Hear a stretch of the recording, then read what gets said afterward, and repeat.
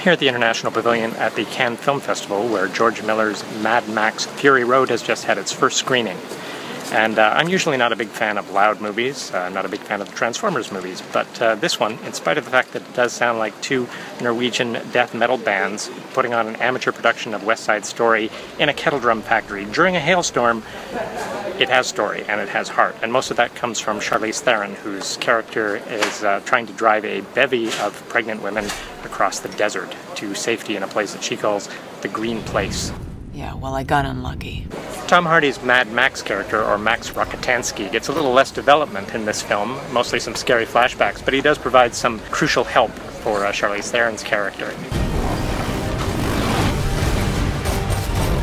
The film is all about fluids, bodily and otherwise. Women are prized for milk, men for their blood. There's a shortage of oil and a shortage of water, and whoever controls these things pretty much controls the world. There's not a lot of character development in the movie, mostly a lot of snarling villains behind some cumbersome masks, but the film makes up for it with basically non-stop action for 2 hours.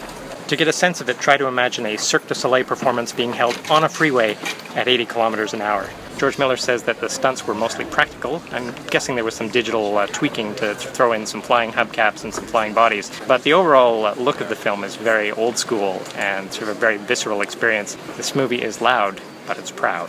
Oh, what a day! What a lovely day!